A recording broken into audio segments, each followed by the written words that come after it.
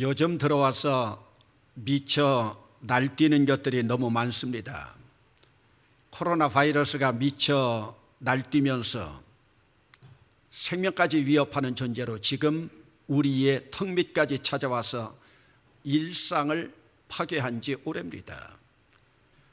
그제는 확진받은 자들이 입원할 병상이 없어서 하루에 6명이 사망했다는 소식입니다.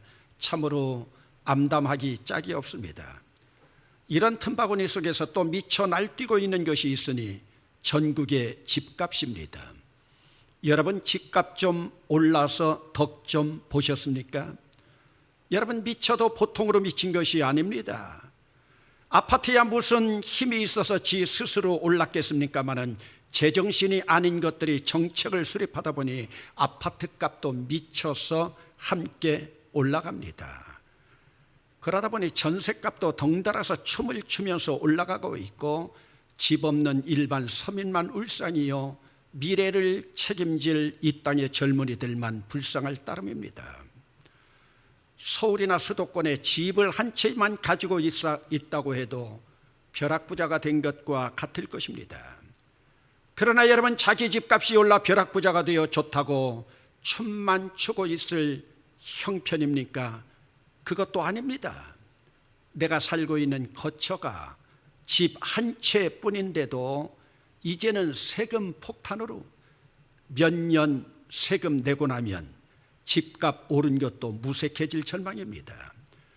집값이 올랐다고 좋아서 춤추는 사이에 건강보험료가 심지어는 4배 이상까지 올라서 몸이 불편하지 않고는 보험료 빼먹을 수도 없는 상황입니다. 서울을 비롯한 수도권 그리고 도심지 거의 아파트가 주거 환경 공간으로 자리하고 있기에 집값이 올랐다고 하는 것도 일반적으로 아파트 값이 올랐다는 것을 의미하고 있습니다. 10억 이상을 호가하는 아파트 숲, 네온사인이 필요하지 않을 만큼 휘황찬란한 불빛들이 질비합니다. 여기 휘황찬란한 불빛이 비치는 집을 배경으로 하고 있는 그림이 있어서 여러분들에게 소개하려고 합니다. 독일의 여류 화가인 비테 하이넨이 그린 거처 찾기라는 제목의 그림입니다. 그림에서 보는 것처럼 아파트 창문마다 불빛이 찬란합니다. 인적이 없는 아파트 사이길로 어울리지 않게 두 사람이 길을 갑니다. 그것도 자동차로 가는 것이 아니라 수레를 몰고 갑니다. 남자는 수레를 끌고 여자는 나무 수레 위에 앉아 있는데 양팔을 벌려서 몸을 감싸고 있는 모습이 상당히 곤경에 처해 있는 것 같습니다. 아마 임산부가 아닌가 하는 생각이 듭니다.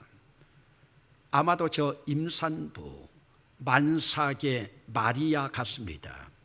임산 시간은 가까워 오는데 당황한 요셉이 수레를 끌고 들어갈 두드릴 만한 집이 아무것도 없습니다.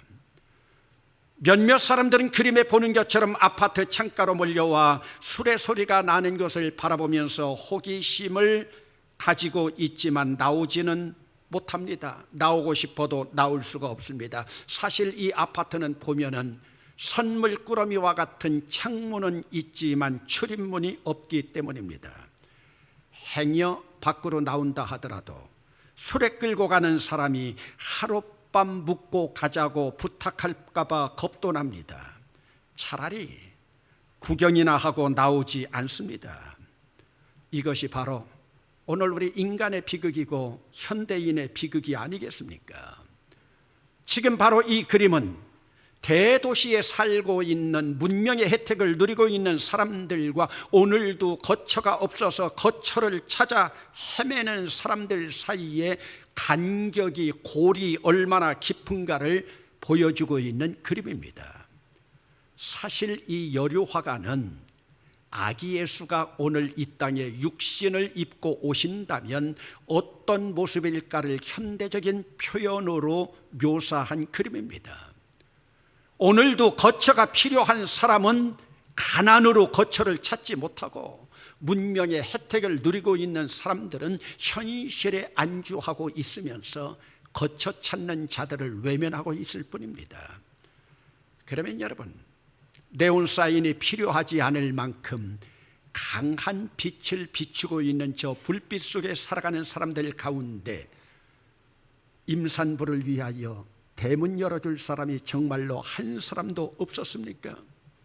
없었습니다. 2000년 전에 예수님이 왔을 때도 없었습니다. 오죽했으면 마국간 신세를 졌겠습니까? 그래서 사도 요한은 그렇게 전합니다. 빛이 어두움에 비추되 어두움이 깨닫지 못하더라. 세상은 그로 말미암아 지은 바 되었으되 세상이 그를 알지도 못하였고 자기 땅에 오는데도 불구하고 자기 백성이 영접하지 아니하더라. 여러분, 오늘 여러분들은 일생 여러분 살아오는 동안에 여러분 주변에 이미 술에 끌고 지나간 요셉이 있었고 나무 수레 위에 타고 있었던 임산이 가까웠던 마리아도 지나갔습니다. 아니요, 오늘요, 지금 이 시간에도 여러분 곁에는 수레 끌고 가는 요셉과 마리아가 있습니다. 아브라함은 뜨거운 뙤약볕에서 일을 하다가 잠깐 상수리나무 밑에 휴식을 취하러 들어갔을 때 뙤약볕에서 수레 끌고 가는 나그네를 바라보고 땀 흘린 그들의 모습을 바라보면서 자기 집에 데려다가 그들에게 대접을 합니다. 대접을 하고 보니 그들은 길 가는 나그네가 아니라 주의 천사였습니다. 그리고 그때부터 아브라함은 복을 누리게 됩니다. 여러분, 아브라함에게 천사를 보내셨던 하나님이 하늘에서 아담의 후예들을 내려다 보십니다. 참 가관들입니다. 공중의 권세 잡은 마귀의 혼에 사로잡혀서 본질상 진노의 자녀들로 살아가는 아담의 후예들이 육체의 욕심을 따라서 죄를 지으면서 사망의 구렁텅이로 들어가고 있습니다. 전적인 귀신들이 노름에 놀아나고 있었습니다. 하나님이 작정을 하십니다. 아담을 유혹했던 뱀에게 하나님께서 외치신 대로 내가 여자의 후손으로 육신을 입고 땅으로 내려가리라. 주님이 계획하십니다. 이미 인류의 첫 출발이었던 아담을 구원하시기 위하여 가죽 옷을 입히시면서 그리고 예언자들과 선지자들을 통하여 이 땅에 오실 징조를 보여주셨지만 하나님이 육신을 입고 이 땅에 오심을 진정으로 환영하는 사람이 한 사람도 보이지 않습니다. 마라나타 마라나타 아멘주 예수의 오시옵소서 외쳤지만 정말로 하늘 보좌를 떠나서 이 땅에 오실 메시아를 맞을 준비된 자들, 황실에도 정치권에도 양반집에도 아무 곳에도 없었습니다. 결국 하나님은 육을 입고 오실 도구로 당시 가장 순진하고 정결했던 10대 소녀 마리아를 택하시고 그 몸을 빌립니다. 인간의 상상을 뛰어넘는 성령을 통한 새로운 창조의 역사가 시작되고 있습니다. 여러분, 세상에서는 눈여겨보지도 않던 별 볼 일 없던 그 소녀, 하늘의 은총이 비추었을 때 놀라기는 하였지만은 즉각적으로 순종합니다. 그러나 인간의 한계 안에 머물러 있던 마리아와 정혼했던 요셉은 파혼하기로 결심을 합니다. 여러분, 정혼한 여인이 임신을 했는데 파혼하지 않을 남자가 누가 있겠습니까? 파혼이라고 하는 해답을 찾은 요셉에게 놀라운 일이 벌어집니다. 꿈속에서 주의 사자가 나타납니다. 그리고 자기가 생각하기도 싫은 그 아기가 성령의 능력에 의하여 잉태된 사실을 알려줍니다. 그것뿐만 아니라 태어날 아기의 이름까지 장명하여 알려줍니다. 아들을 낳으리니 이름을 예수라 하라. 이는 그가 자기 백성을 그들의 죄에서 구원할 자이심이라. 예수라는 이름까지 알려줍니다. 그리고 말씀하십니다. 이 아기가 백성을 구원할 자다. 너희 조상 옛날 이사야 시대부터 그렇게 고대했던 메시아 임마누엘 하나님이라고요. 요셉은 두려워 떨 수밖에 없었습니다. 잠에서 깨어난 요셉, 바로 그 위대한 역사가 시작이 됩니다. 인간적인 계산으로 가득 찼던 파혼의 결론을 다시 뒤엎습니다. 그리고 이 순간 마리아에게로 달려갑니다. 달려가는 그 발걸음은 순종과 헌신의 발걸음입니다. 이제는 사랑하는 사람을 향하여 나라들 돌팔매질까지 더 이상 무섭지 않습니다. 그런 것 좀 신경 쓰지 않습니다. 이제 그 어두웠던 막다른 골목에서 그 파혼이라고 하는 골목에 빛이 비치기 시작합니다. 그리고 순종과 헌신의 발걸음은 그의 삶 속에서 계속 이어집니다. 자신의 욕망을 억제하며 예수님의 탄생을 고대합니다. 그리고 하나님의 계획하심에 절대적으로 순종합니다. 인간적인 자신의 해답을 뒤엎고 하나님이 주신 해답을 따르는 요셉의 얼굴에 미소가 드리우기 시작합니다. 하늘 보좌를 버리시고 영으로 잉태되어 오신 메시아, 여러분, 예수 그리스도가 오신 목적이 무엇일까요? 자기 백성을 그들의 죄에서 구원하기 위해서입니다. 오늘 그러면 우리는 하늘 보좌를 버리시고 이 땅에 오신 예수님을 통하여 여러분 구원받았습니까? 구원받았다고 하기에 우리가 이 자리에서 예배하는 것 아니겠습니까? 그러나 오늘 우리는 정말로 육을 입고 이 땅에 오신 예수 그리스도가 원하시는 구원의 역사를 다 이루었습니까? 이것은 아닙니다. 예수 그리스도가 원하시는 구원의 역사는 우리의 영과 혼과 육이 구원받아서 주님 강림하실 때까지 흠없는 존재로 보존되기를 주님은 원하고 계십니다. 그러기에 구원은 과거의 한 사건의 역사가 아닙니다.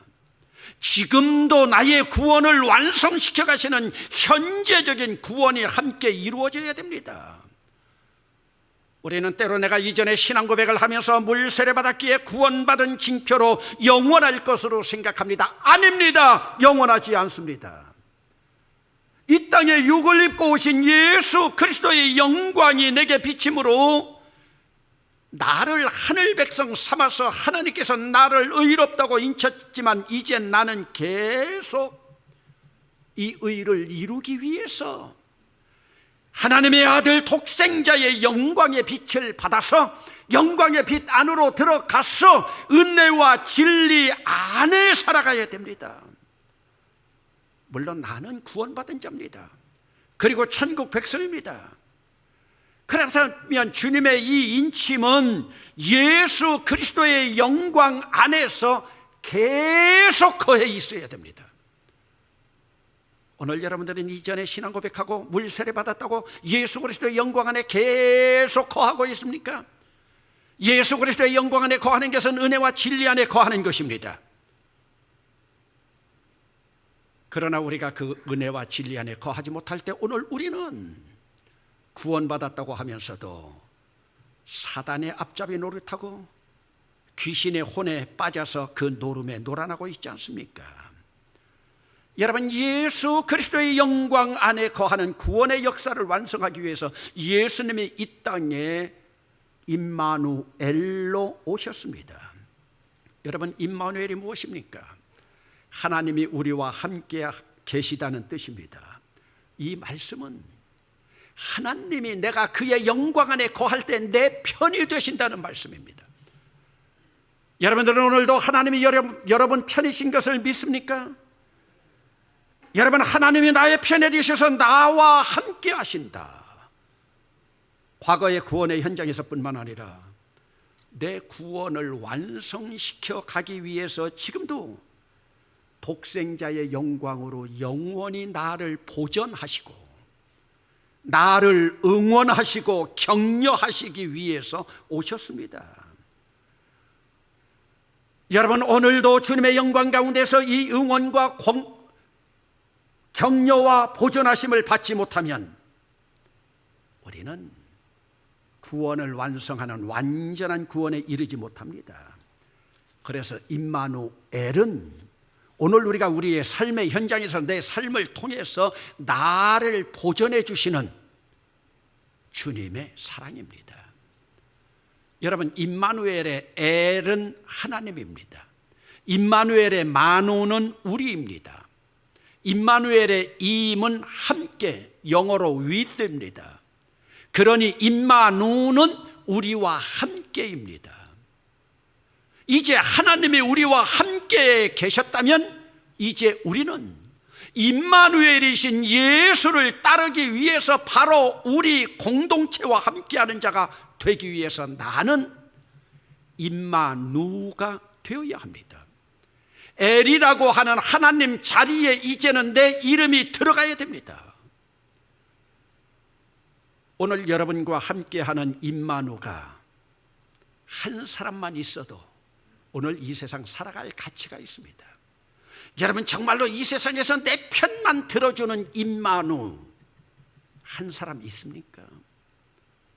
상담 심리학자들이 통계를 낸 것을 보면 자살하는 아이들의 대부분은 이 땅에서 내 편만을 들어주는 사람이 한 사람도 없기에 자살을 한답니다. 거꾸로 말하면 뭡니까? 내 편만 들어주는 사람 한 사람만 있어도, 어떤 아이는 내 편을 들어주는 외할머니 한 사람, 부모 없는 어떤 아이는 삼촌 하나, 이모 한 명, 거기 지탱하며 살아갑니다.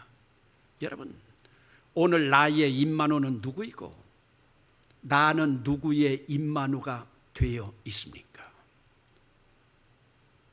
여러분이라면 끔뻑 죽으면서 여러분 편을 끝까지 들어줄 사람이 누가 있습니까? 손꼽을 수 있습니까?